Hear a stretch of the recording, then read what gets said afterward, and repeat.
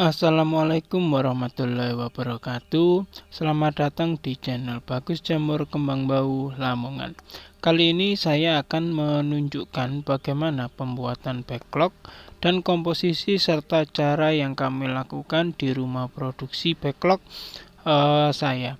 Simak baik-baik karena semua proses berpengaruh kepada hasilnya. Semua step by step di video ini tidak ada yang saya kurangi atau tambahi. Semuanya real. SOP dari rumah produksi Bagus Jamur Kembang Bau Lamongan. Terima kasih yang sudah menonton. Jangan lupa like dan subscribe. Semoga bermanfaat. Sebelum ke racikan dan komposisi, ini adalah proses kemas yang kami lakukan. Masih manual dengan alat press yang juga manual. Walaupun manual, kualitas dan kepadatan backlog boleh diadu dengan produsen yang lain atau backlog dari produsen yang lain. Kami hanya kalah di kecepatan produksinya saja karena semuanya masih manual. Minta doanya teman-teman supaya kedepannya bisa beli alat press supaya lebih baik lagi produksi kami ke depan, supaya juga pelayanannya ke pelanggan lebih cepat. Ini yang saya lakukan. Kepadatannya bisa diadu. Semuanya masih manual, masih ini baik ya, bisa dilihat hasilnya baik. Setelah dipres, kami juga masih harus pukul-pukul bagian atasnya supaya backlog betul-betul padat sebelum kita berikan cincin dan tutupnya. Karena kalau backlog betul-betul padat, jamur yang dihasilkan bisa besar dan beratnya juga sesuai dengan ekspektasi dan membuat pelanggan backlog mendapatkan keuntungan yang diharapkan. Backlog dari kami juga ada garansi. Jika ada kendala pada backlognya, maka saya bakal tinjau lokasi budidayanya agar tahu lebih pasti masalah yang dihadapi petani, dan saya juga bisa memberikan solusi yang tepat. Tapi untuk penjualan juga kami tidak bisa terlalu jauh, hanya di wilayah sekitaran Kabupaten Lamongan dan kabupaten-kabupaten sekitarnya yang masih terjangkau oleh saya. Proses awal produksi adalah ayak atau penyaringan, supaya yang terproses nanti yang kita kemas benar-benar serbuk kayu, dan kayu yang kasar tidak merusak plastik saat proses kemas, sehingga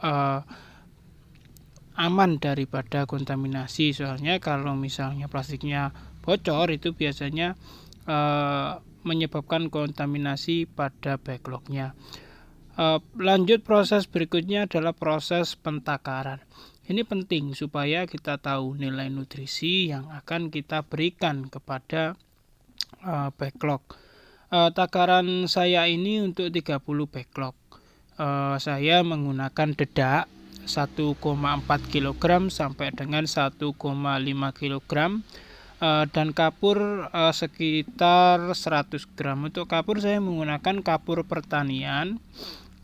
Lalu untuk dedaknya juga saya juga menggunakan dedak yang halus, bukan dedak yang kasar, karena ada dedak yang lebih kasar.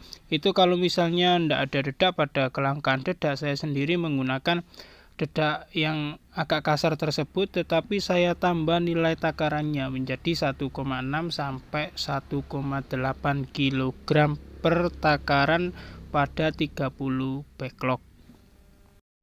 Takaran ini saya gunakan pada serbuk kayu sengon ya. Jadi kalau untuk serbuk kayu yang lebih keras seperti semisal mahoni, itu nilai takaran kapur dan juga nilai takaran dedak harus disesuaikan. Karena kalau disamakan nanti perjalanan miseliumnya pada kayu keras biasanya berbeda. Nanti biasanya lebih dari 40 hari. Tapi kalau misalnya kayu sengon, takaran ini mampu miselium berjalan untuk full dari awal pembibitan di antara 30 hari sampai 40 hari. Dalam campuran backlog saya sendiri juga tambahkan ZPT alami. Ini saya buat sendiri ZPT-nya dengan kandungan ZPT zat pengatur tumbuh yang sesuai dengan kebutuhan jamur. Selain ZPT, saya juga ada hormon pertumbuhan, hormon yang ada pada jamur. Nah, ini saya juga bilangnya ini pengoptimal nutrisi. Jadi nutrisi-nutrisi yang saya berikan pada backlog itu kalau tidak ada ini, saya rasa kurang maksimal hasilnya. Jadi kurang terserap sempurna oleh jamur.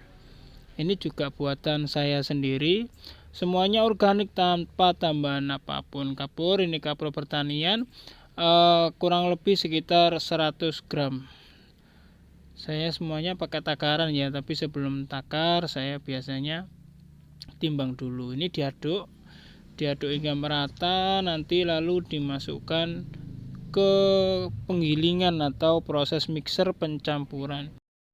Diaduk ini supaya gumpalan kapur yang ada itu hancur. Selanjutnya proses mixer atau proses pencampuran.